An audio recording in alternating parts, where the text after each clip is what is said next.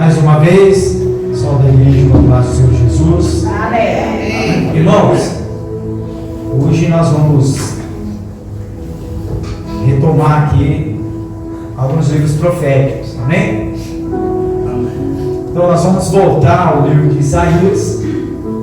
Isaías foi o tema do domingo passado, da mensagem passada, Isaías 53, não foi?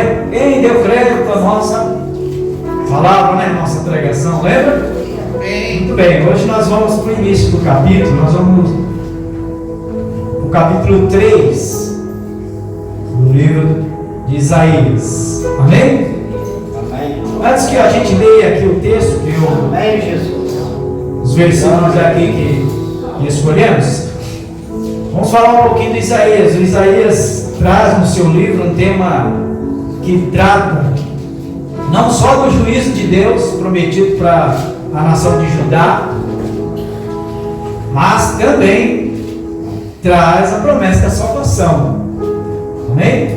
Então Isaías, ele traz uma mensagem muito poderosa para aquela época, para aquele povo, e também profetiza para as gerações futuras. Lembra que domingo passado, lendo lá o capítulo 53, nós estávamos dizendo que ali naquele capítulo, né, estava a revelação de todo o Novo Testamento praticamente. Lembra que ainda fomos, né, em vários versículos lá do Novo Testamento.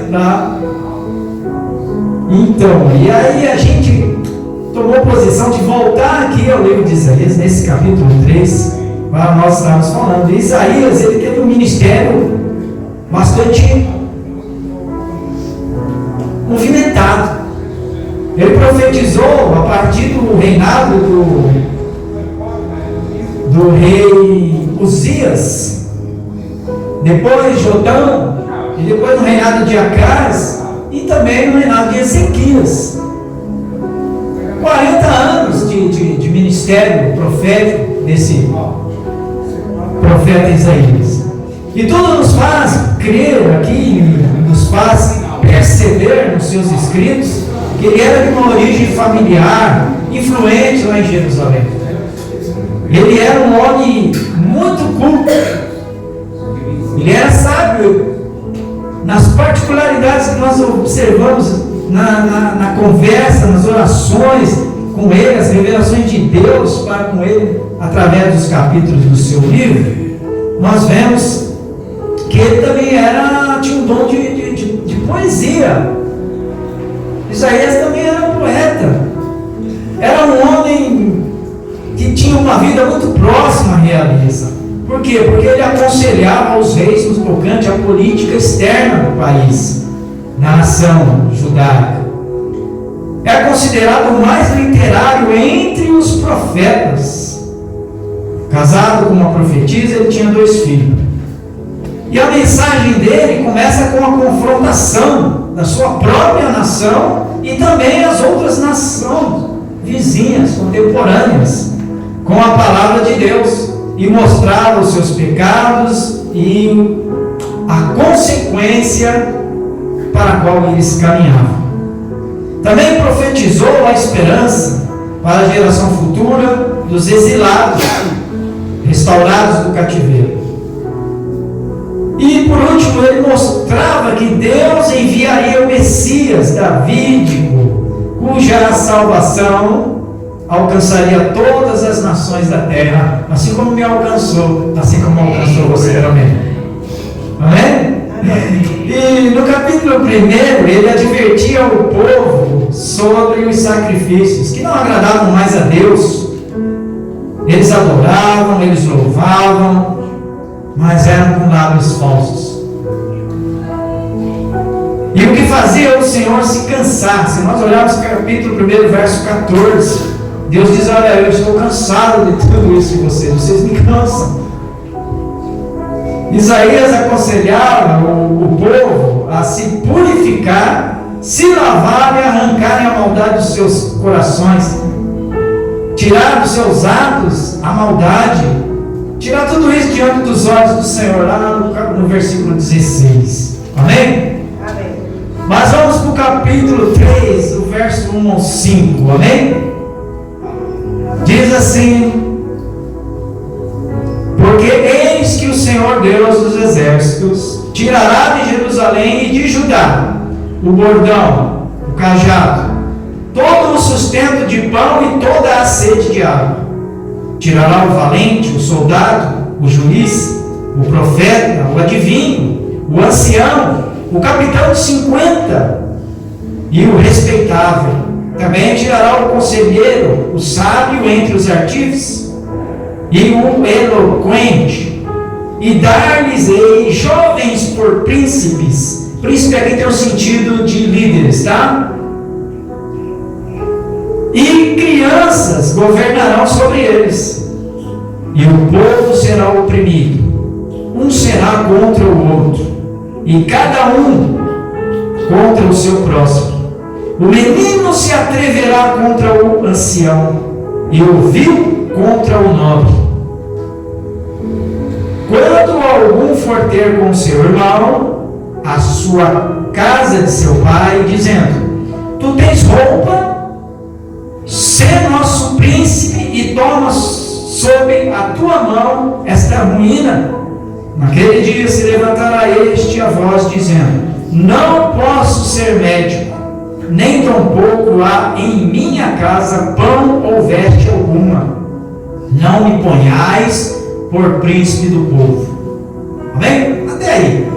Amém? Louvado seja Deus. Pai, nós te agradecemos, Senhor, por esse instante, por esse momento da palavra.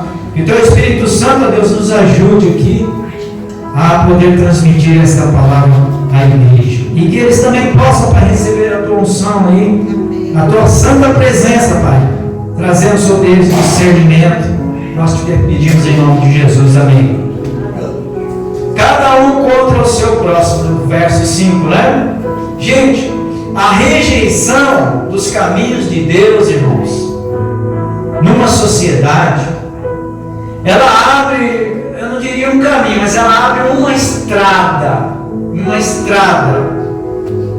para a injustiça, para a opressão cruel. Abre também uma grande estrada para a violência, o desrespeito aos pais, aos mais velhos, e também move no coração da juventude uma rebeldia, um espírito de rebeldia. Tudo isso depois da rejeição a Deus e a sua palavra. Amém? É o que Isaías está tentando alertar o povo aqui. E aí a gente observa, irmão, que todas as pessoas sofrem quando a sociedade se desintegra moralmente. A gente percebe isso nos relatos do Antigo Testamento. A gente vê em alguns momentos do Novo Testamento, ali no ministério do próprio Senhor Jesus, a sociedade desintegrada. Não é? Ou seja, não dão mais valores morais, não dão mais valores culturais, com dignidade, com justiça. Não aplicam nos seus corações, né? Vamos se dizer, a boa reflexão, a boa decisão na questão do caráter. Não há respeito recíproco. Trocam os valores, adotam mais o mal no lugar do bem, rejeitam o bem e acabam aceitando o mal. Então a gente observa que tudo isso transforma uma sociedade e faz todos sofrer. Muitas vezes nós perguntamos, estamos vivendo uma luta, uma dificuldade na questão econômica, na questão educacional, cultural do país, na questão social, na questão da integridade da família. Olha que é a base, o alicerce de uma sociedade sóbria, progressista na sua realidade, depende muito do equilíbrio da família, da boa relação entre os elementos que compõem uma família, de pai, filhos, avós. E a gente percebe que essa que foi aberta por uma sociedade que escolhe o mundo, que escolhe o egoísmo, o fanatismo, e esquece de Deus, coloca Deus lá como algo sem valor, eu não preciso dele, eu não tenho necessidade dele. Aí a gente observa que a estrada é tão larga que as pessoas acabam se perdendo, ficam distantes umas das outras. Aí também vai a questão que a própria palavra nos adverte, irmãos. E essa estrada ela conduz uma sociedade, ela conduz um país, ela conduz uma nação, ela pode até conduzir até mesmo um ministério, uma igreja, para a injustiça. E muitas vezes repudiam, né? Todas as restrições morais que a Bíblia nos apresenta, que a Bíblia nos coloca diante de nós para que escolhamos. Assim como Deus, um dia no passado, lá no livro de Deuteronômio, diz assim: eu ponho hoje diante de vocês a bênção e a maldição, a vida ou a morte, vocês escolham. Mas eu digo a vocês: escolham a vida. Então hoje a gente percebe que há esse repúdio a essa coisa, a essa decisão, a essa necessidade, porque somos dependentes, somos carentes, sim, de Deus. A nossa alma, o nosso espírito, né? A nossa parte espiritual, ela clama Abba Pai dentro de nós. Muitas vezes, muitos confessam com a sua boca: não creio em Deus, não preciso de religião, não preciso de nada disso. Mas na hora das dificuldades, na hora do aperto, na hora sabe, às vezes na hora da morte propriamente dita, qual é a frase que se diz? Qual é a frase que murmura? Qual é a frase que escapa da sua boca? Ah, meu Deus! Né? Oh, meu Deus! Por que isso? Por que aquilo? Então há algo dentro de nós que tenta nos levar para Deus. Mas há coisas no nosso cotidiano, no nosso exterior, ao nosso redor, que tenta nos apresentar, nos levar a essa grande estrada da liberdade, essa grande estrada, esse grande caminho do que chamamos de liberdade. Ah, eu sou livre, eu quero ser livre. Mas a gente observa que tudo que tem acontecido, tudo que tem ocorrido, a gente observa que a palavra de Deus é imutável, como nós cantamos. Assim como Deus é imutável, Ele não muda, Ele não, sabe, Ele não se incomoda do que nós pensamos dele. Mas Ele sim tem pensamentos a nosso respeito. E a palavra dele aqui, Ele se revela através da palavra, porque Ele diz assim: olha, eu conheço os seus corações, eu conheço os seus pensamentos, mas os meus pensamentos são melhores, são maiores do que os de vocês. E os meus pensamentos que eu tenho sobre vocês são de bem e não de mal. Ou seja, Deus sempre quis bem. Por isso nos amou incondicionalmente. Deu um testemunho fiel do seu amor incondicional. Não importa se eu sou baixo, se eu sou alto, se eu sou mais leve, se eu sou mais pesado. Não importa se eu sou mais bonito fisicamente ou se eu sou menos belo fisicamente. Não importa se eu tenho mais cultura, se eu tenho menos cultura. Não importa. Deus me ama. Deus te ama. Deus ama a todos igualmente. Mas a gente se observar então pelos olhos daqui, pelo binóculo bíblico, nós vamos ver que nós estamos vivendo uma situação a qual Isaías profetizou. Como eu dizia, não só foi para aquele momento do povo lá em Judá, mas para a nossa geração também, a geração futura, a geração dos últimos dias. Amém? E aí a gente observa que no novo Evangelho, no livro de Mateus 24:12, né? Diz lá assim: por multiplicar.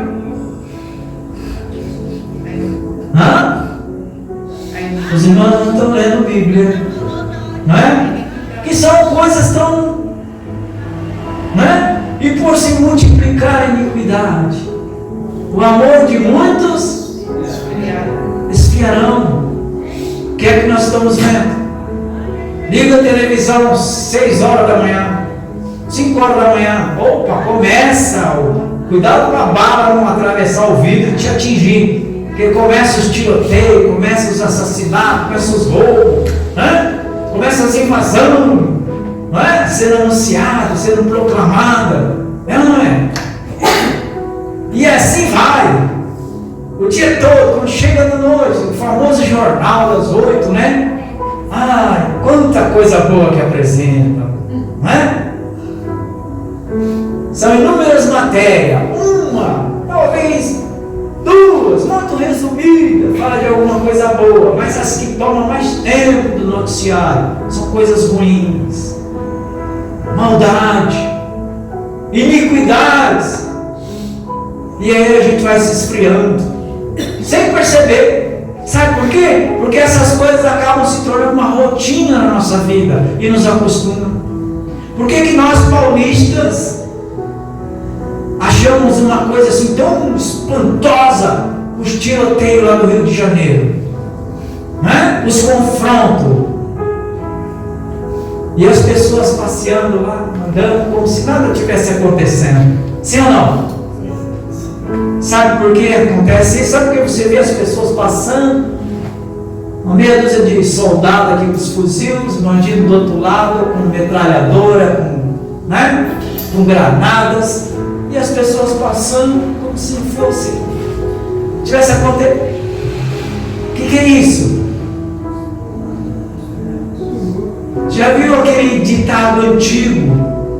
Acho que era meu avô que falava isso, que é o hábito do cachimbo que entorta a boca.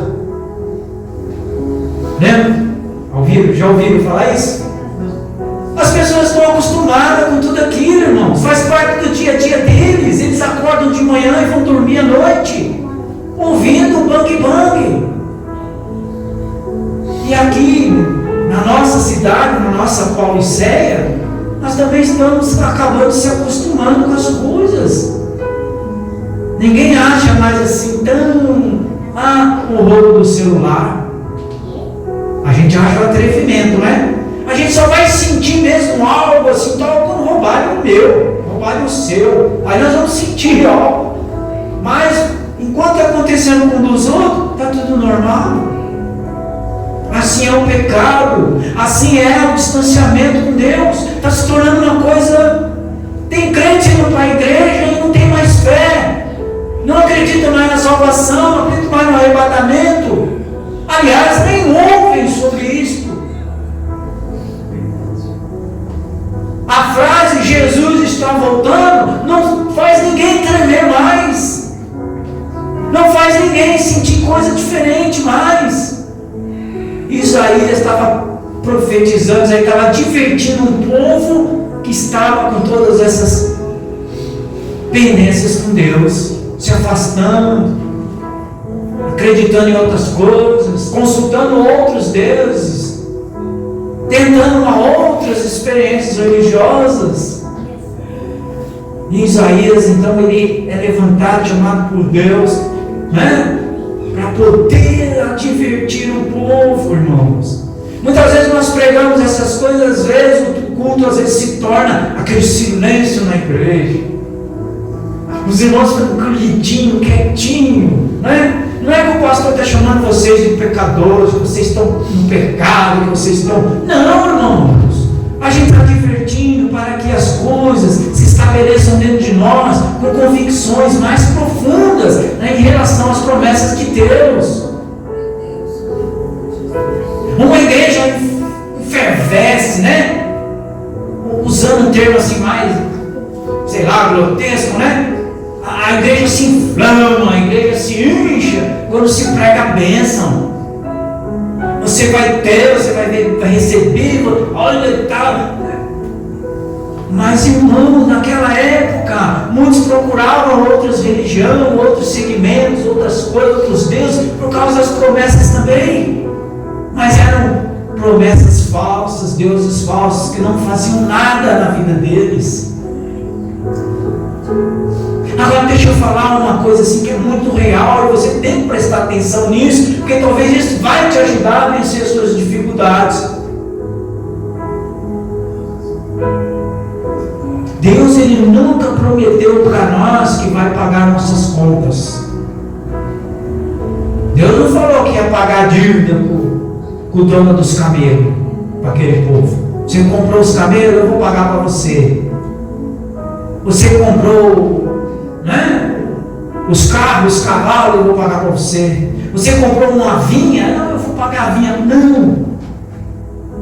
Deus prometeu te dar sabedoria.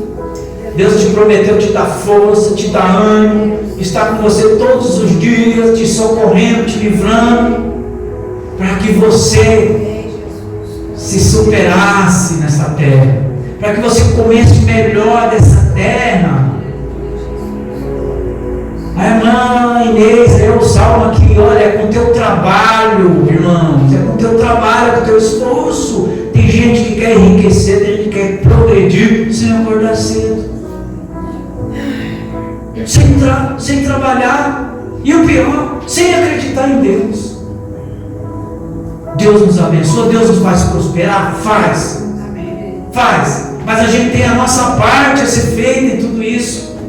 Esforça-se e tenha bom ânimo. Ah, se Josué não se esforçasse, se Josué não conseguisse imputar na cabeça daqueles valentes que estavam com ele na época que ele assumiu o lugar de Moisés, essa questão do ânimo, do bom ânimo. E sabe o que é ter bom ânimo? É quando tudo na sua volta diz que não. Ter bom ânimo é persistir quando tudo aponta para o teu fracasso. Você diz, não aceito esse, eu vou vencer. E vai para cima do problema. Amém? Você precisa compreender que as promessas de Isaías não eram só para aquele momento da história, era para o futuro também, era para as gerações futuras. Deus estava prometendo até o renovo depois do exílio. Eles não escaparam do cativeiro, não escaparam. Até os justos, muitos que eram justos, que acreditavam em Deus, foram levados cativos. A cidade foi destruída, foi invadida. E sabe o que a gente acaba observando em tudo isso? Que na nossa geração está acontecendo isso, irmãos. As famílias estão sendo invadidas pelo mal, pelas coisas erradas, estão se dividindo. Os casamentos estão sendo desfeitos. Os jovens não estão mais obedecendo pai e mãe. Os jovens não respeitam mais os idosos na rua, né, em lugar nenhum. Não respeitam o professor, o educador. E quem não respeita pai e mãe que conseguem estar ali presente junto, como é que vai respeitar Deus? Como é que vai reverenciar Deus? Como é que vai? Não vai. Esses valores estão sendo extirpados da sociedade, da educação. Antigamente a gente se ouvia falar de Deus até na escola, era muito comum. Hoje foi retirado esse direito. Daqui a pouco você não pode pregar mais nem na igreja. Daqui a pouco nós vamos ter que fazer como no passado, ali por perto dos anos 60, 50, depois da morte de Cristo. E muitos crentes, para sobreviverem, para poderem continuar evangelizando, foram morar em cavernas, se esconder em cavernas.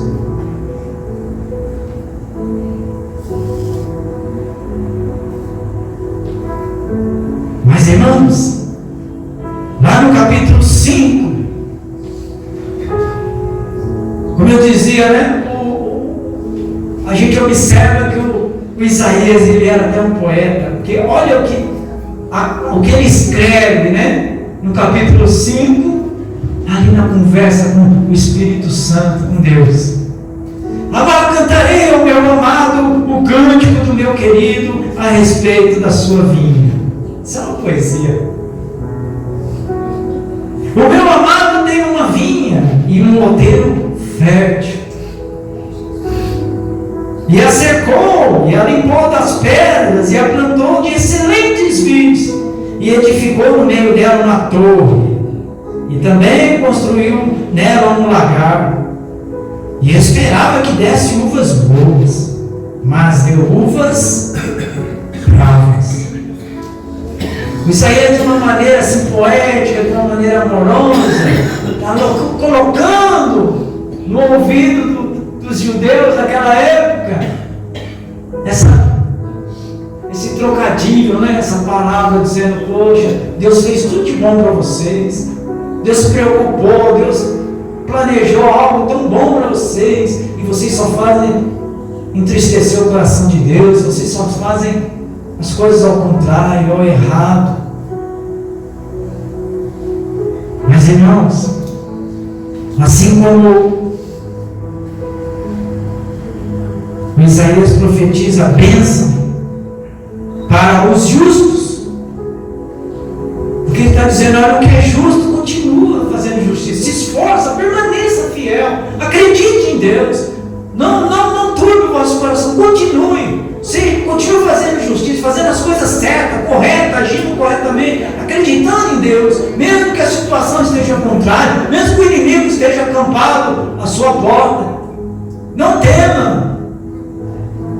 Mas aquele que prevaricar, aquele que abandonar Deus, aquele que se tornar injusto, aquele que for trocar o bem pelo mal, esse vai sofrer as consequências.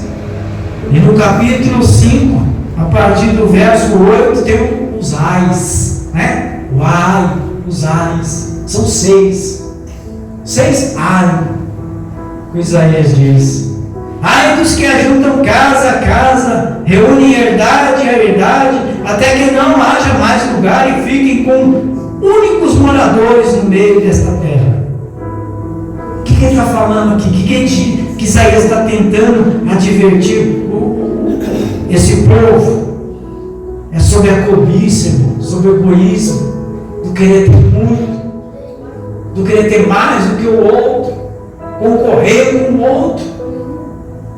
E a gente observa que, infelizmente, muitos estão sem nada, enquanto outros estão tomando tudo, não é?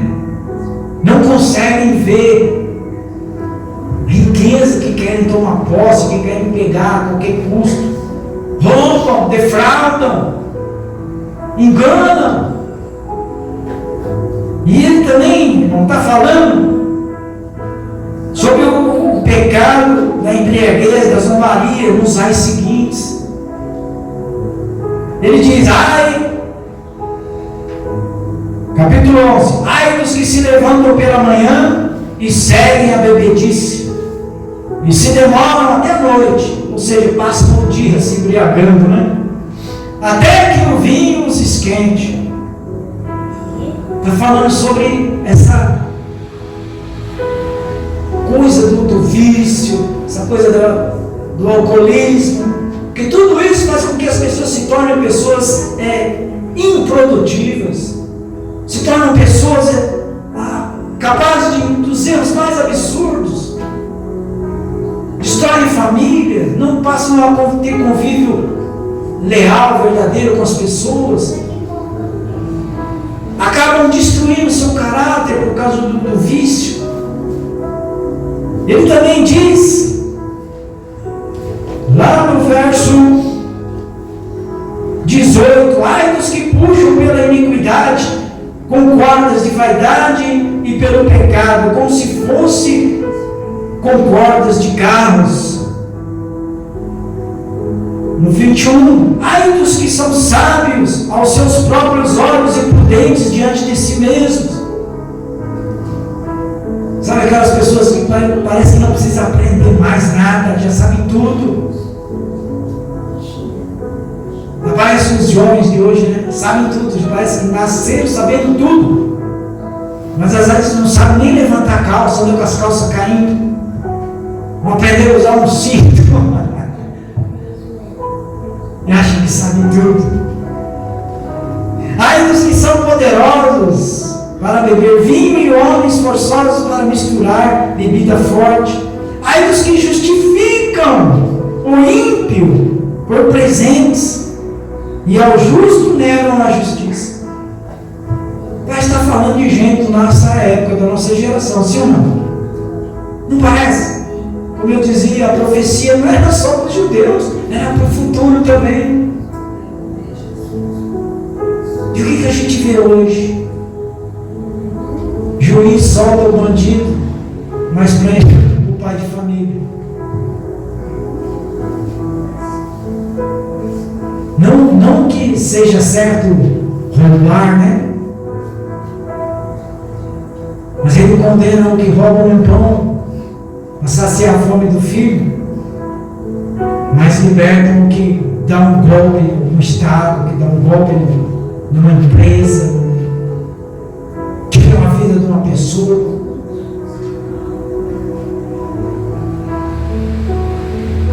E se a gente for comparar com o testamento da nossa geração, o Novo Testamento, você vai olhar, irmãos, lá em Mateus 23, do versículo 14 ao 29, os ais que Jesus está proclamando. São 7, ó. Jesus fala 7 ais, 7 advertências. Os justos, irmãos, sofriam mais, seriam recompensados, Isaías está dizendo. E nós, irmãos, na nossa geração, permaneça firme, permaneça fiel, seja justo em tudo, seja justo no falar, no negociar, na amizade, no convívio familiar, no convívio com a sua igreja, com a sua congregação. Seja fiel, seja justo, porque você vai ser recompensado por Deus. Na hora das dificuldades, na hora do aperto, na hora que você não puder, quando você não tiver forças, Deus entra com a provisão, Deus entra com o livramento, Deus entra com a ajuda.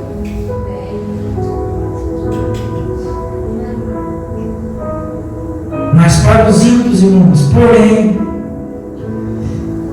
Deus reserva o castigo e o castigo não é bom. Mateus 5,10 diz que os justos sofreriam perseguição e injustiça. Jesus falando, o sermão de Jesus.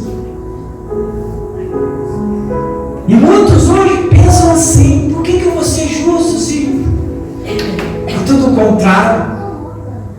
Por que eu vou fazer tudo direitinho se o outro só me afronta, se o outro só me defrauda, se o outro só me... Não, permaneça. Lembra da frase, lembra da advertência que Jesus disse: no mundo tereis, mas tem de bom ânimo. Quando Jesus disse assim: ó, eu venci, porque ele venceu com justiça. Jesus foi justo. Jesus não pecou, não errou. Mas em Romanos, Paulo diz assim: olha, mas se você porventura pecar e errar, crede com todo o teu coração que você tem um advogado a seu favor. E esse é Cristo Jesus. Amém? Por quê? Porque Ele é o Rei da glória, Ele é o Rei da justiça, Ele é justo, perfeito. Ezequiel 2, versículo 1 diz assim: Filho do homem, põe-te em pé. Sabe por que muitas vezes a gente não sente a palavra de Deus a nosso favor? Sabe por que muitas vezes a gente não sente as promessas de Deus a nosso favor? É porque às vezes nós estamos deitados, estamos prostrados diante da dificuldade, estamos com medo, estamos retraídos, estamos deixando entrar dúvida no nosso coração, na nossa mente.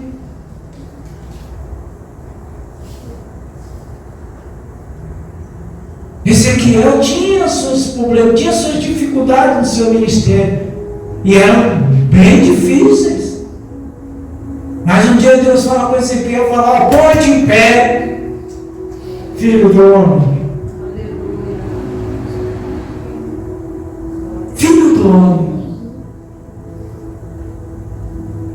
Deus está querendo dizer assim: olha, você é dependente, você é frágil, você é fraquinho, por isso que você é filho do homem. Senão ele diria filho de Deus. Para você ser forte, ser capaz, você tem que ser filho de Deus. Mas ele olha para Ezequiel naquele momento e diz assim: ó, filho do homem, põe-te em pé. Eu vou te falar, vou falar com você, vou te revelar algumas coisas aqui, que você vai ver que eu não sou homem para mentir.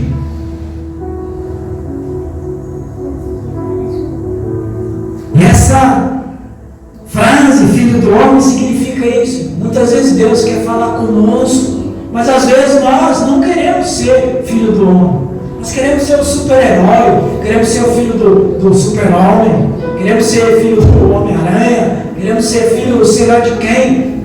Parece que bate em nós aquela sensação que nós podemos resolver tudo sozinho.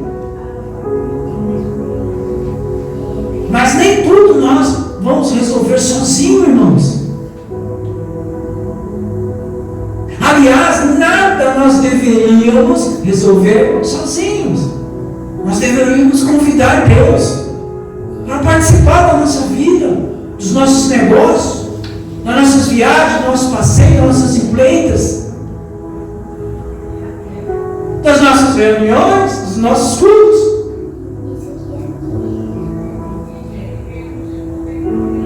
Mas muitas vezes acontece conosco essa questão, sabe,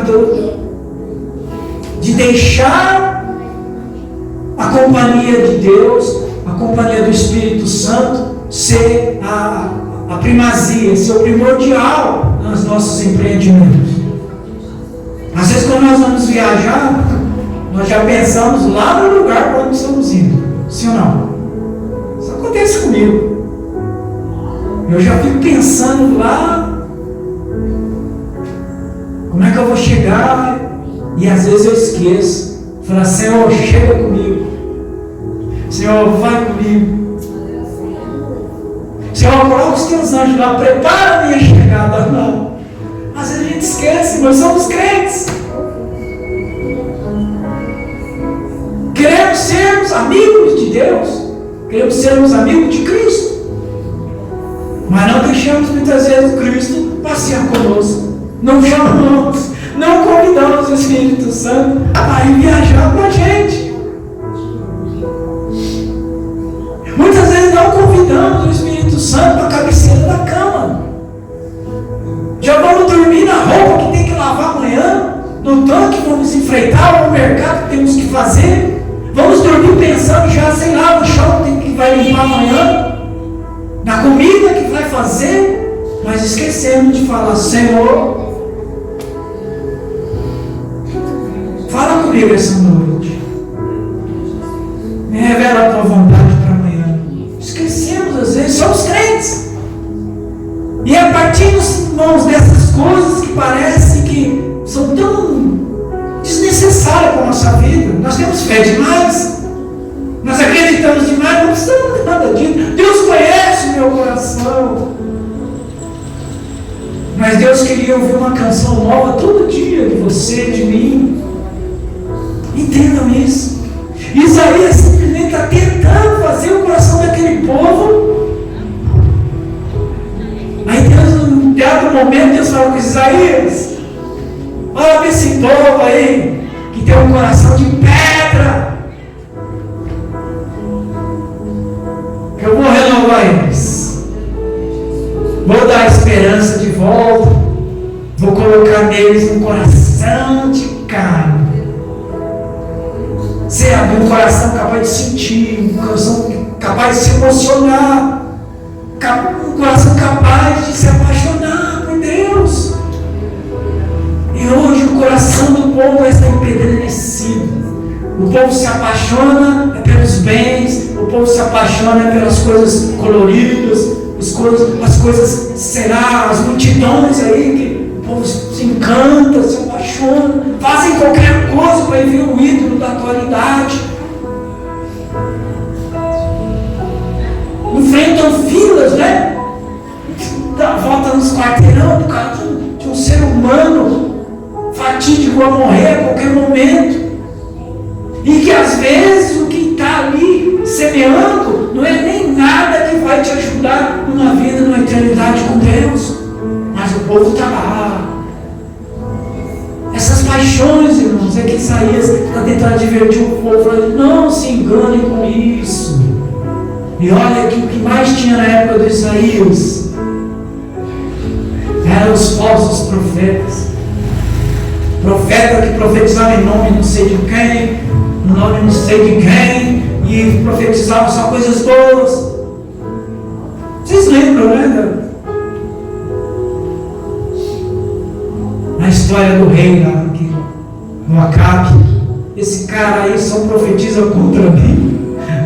Ele não fala nada que agrade o meu coração.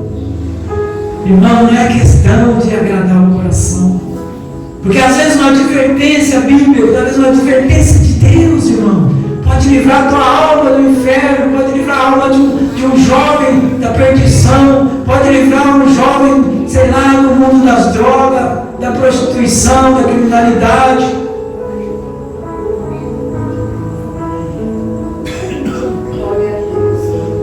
E nós não podemos ficar perdendo tempo aqui e só querer abençoar, porque quem abençoa é Deus. Eu não preciso aqui ficar lançando profecias de bênção na sua vida, porque se você tem um alinhamento com a palavra de Deus, você acredita na palavra de Deus, acredita no Cristo Jesus da cruz, você já é mais que abençoado. Você já vai estar acreditando, você vai estar tomando o seu lugar no reino de Deus, e as demais coisas vão ser acrescentadas na sua vida, sem você perceber. Mas vai acontecer, o trabalho vai dar certo, o negócio vai dar certo, as vendas vai dar certo. As amizades não vão trazer para você infortúnios. A família vai estar sempre bem quando estiver com você. Todos vão se sentir bem ao seu lado, porque você vai ser uma mulher, um homem cheio do Espírito Santo de Deus. Porque para que o Espírito Santo nos enche, para que o Espírito Santo se revele, se manifeste na nossa vida, como a Escritura diz, né? O poder do Espírito Santo, o batismo do Espírito Santo vir na sua vida, você primeiro precisa crer, desejar, querer. Não é o pastor que ministra, não é um dia ali de oração e vai dando glória, irmão, vai dando glória, que o Espírito vem. Não! Como Isaías disse para o povo: limpem-se, purifiquem-se. E aí o Espírito Santo vem sobre a sua vida e transforma tudo. Aí a gente vê o progresso da nação, a gente vê o progresso da família, a gente vê o progresso da igreja. A gente vê o progresso do governo, de tudo. Por quê? Porque todos estão cheios da glória de Deus sobre as suas vidas. Porque Deus vai ser o nosso maior acionista em tudo. Sem a gente perceber, as bênçãos vão vir, as bênçãos vão te alcançar. Para nós encerrarmos, irmãos, nós precisamos ter humildade, fragilidade, dependência do Espírito Santo. para que possamos sermos capacitados a transformar primeiro a nossa vida real, verdadeira, e depois a vida dos outros. Porque muitas vezes nós oramos, nós queremos ver a vida do outro transformada, sim ou não? E às vezes pensa que a gente está santinho demais, que a gente já está perfeito, mas não tem ninguém perfeito. Cometemos erros. Erramos sem perceber. Às vezes abrimos a nossa boca falando coisas erradas sem perceber. Mas a gente precisa dar ouvido aos profetas daquilo. Esses profetas. O Antigo Testamento, irmãos, não compõe a nossa Bíblia atual à toa. Não é só a parte histórica do passado, não, porque tem muita coisa do futuro aqui. Isso aqui é para que nós inspiremos a nossa vida, para que nós nos enchemos de conhecimento e vemos assim, não, Deus operou dessa forma com aquele povo, vai operar na minha vida também. Eu vou passar os meus cativeiros, eu vou passar as minhas prisões, as minhas cadeias, mas eu vou vencer, porque Deus estará comigo.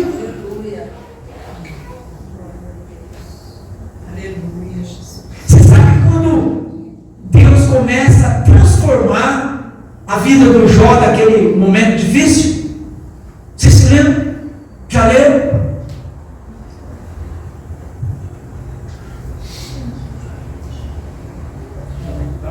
É quando Jó passa a orar pelos seus adversários, pelos seus inimigos. Quando Jó abre o coração e perdoa os amigos que diziam que ele estava em pecado, que ele estava vivendo em pecado, por isso que ele estava sofrendo aquilo. É que a vida do Jó começa a mudar. Sabe por quê? Porque Deus olhou e falou, agora é o momento de o Jó ser a minha fiel testemunha. Sabe por quê, irmãos? Às vezes as nossas batalhas, nossas lutas, nossas dores, nossos ferimentos, às vezes é Deus nos usando como fiel testemunha da nossa fé nele. Consegue entender isso? Às vezes é difícil para um crente que só quer bênção, que quer viver só no conforto. É difícil entender essas coisas. Mas o crente que é humilde, que é frágil, que tem a dependência, sente a dependência de Deus, ele entende essas coisas e ele sabe, o meu Redentor vive. E ele vai me socorrer. Eu já dizia, Senhor, eu já perdoei meus amigos, eu não ligo porque eles falaram, Senhor, mas move a tua mão sobre a minha vida, Pai. Aí Deus começa a mudar. Aí o final da história do Jó foi linda, maravilhosa demais. Aí Deus restitui tudo de uma forma. Aí muitos perguntam assim, mas Deus restituiu tudo para o Jó? Ah, os filhos dele não morreram tudo num dia só? A Bíblia não diz claramente aqui, mas eu acredito que Jó teve ânimo, teve vigor, teve vida, casou de novo, teve outro monte de filho, prosperou em tudo, deixou uma herdade. Irmão, Deus quer fazer da nossa vida algo maravilhoso nessa terra. Nós não precisamos querer fazer a nossa vida ser muito bonita, não. Deus não quer a gente, sabe, se vangloriando. Deus quer ver a gente sendo mais capaz de abençoar, amém? De ajudar, de socorrer, de estender a mão. E Ele vai acrescentar tudo que você precisar, Ele vai acrescentando, Ele vai te dando. O Isaías estava tentando mover o coração daquele povo a esse respeito, em tudo, na questão do caráter, na moralidade, na dignidade, na espiritualidade, na comunhão com Deus, com o Criador, o Deus, o Senhor dos exércitos, Deus de Israel. Mas o povo estava muito encantado pela grandiosidade das nações que vinham. Quando se falavam na Síria, quando se falava na Babilônia, Sabe, é como hoje as pessoas ouvem falar dos grandes países do primeiro mundo. O Brasil está numa crise, eu vou para tal lugar porque lá o salário é tanto, mas as dificuldades podem ser piores do que as daqui. Começa pelo idioma, começa pelos costumes, começa pela cultura.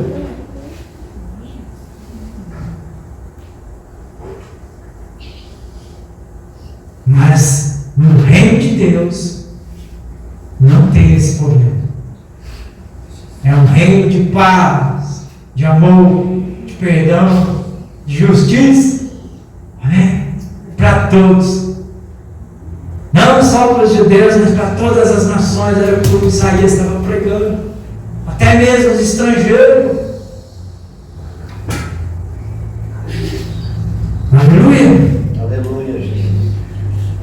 Glória a Deus. Eu vou pedir para os irmãos colocar uns textos aí para a gente ler, para a gente encerrar. Ezequiel, capítulo 11, versículo 19 e 20. Perdão. Eu lhes darei um só coração e um espírito novo porei dentro deles. E tirarei da sua carne o coração de pedra e lhes darei um coração de carne. Agora acha o capítulo 36, verso 26 e 27.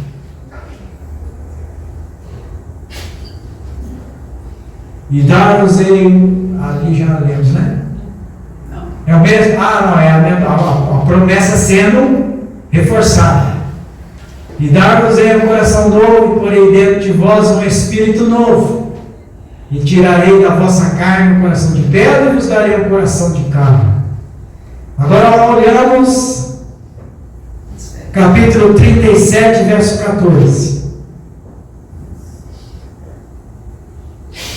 E porei em vós o meu espírito, e vivereis, e vos porei na vossa terra, e sabereis que eu, o Senhor, disse isso, e o fiz, diz o Senhor.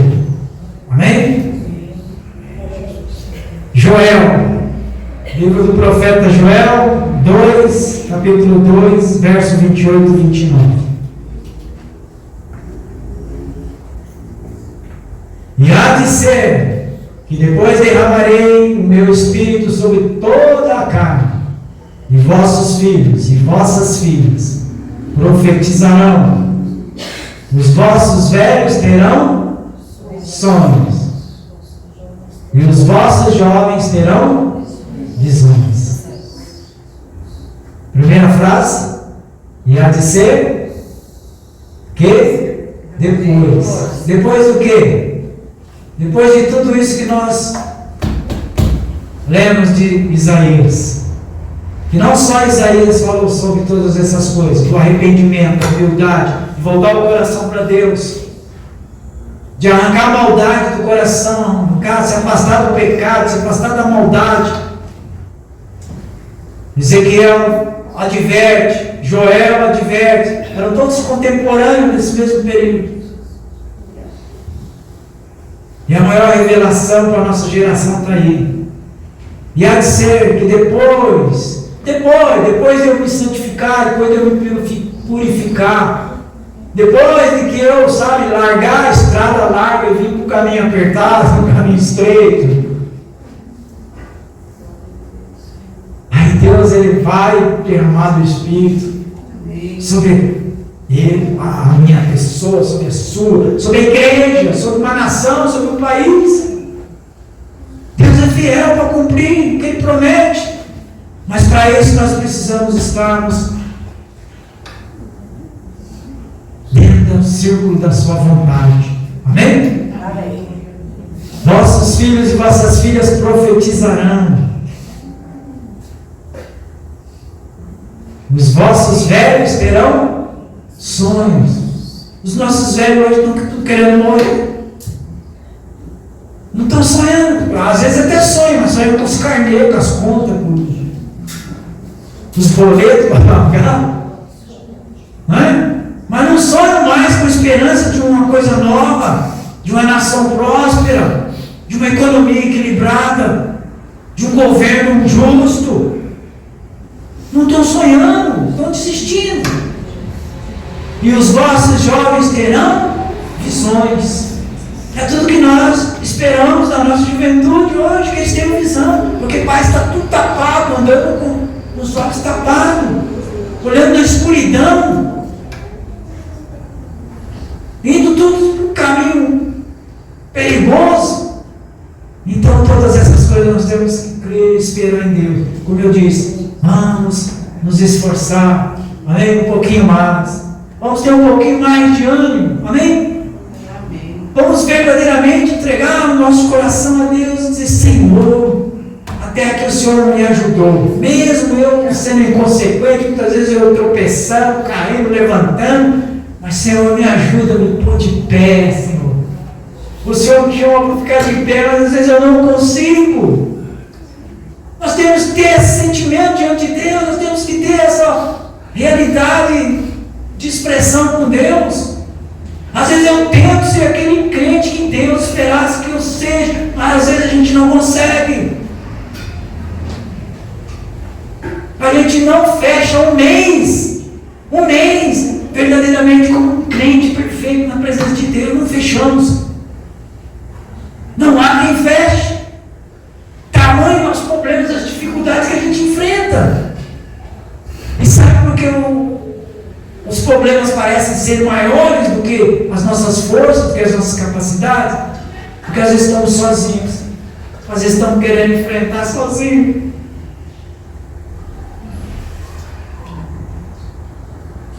Às vezes a gente esquece de bater na porta de Deus. E a promessa é: bata, insista em bater que ela vai se abrir. Deus dizia para Isaías: fala para eles, Isaías, que eu não suporto mais olhar para eles, eu não consigo mais ouvir as orações, os louvores deles. Mas se eles mudarem, se eles tomarem uma atitude, eles serão o meu povo e eu serei o Deus deles. Assim é conosco. Deus nos abençoe.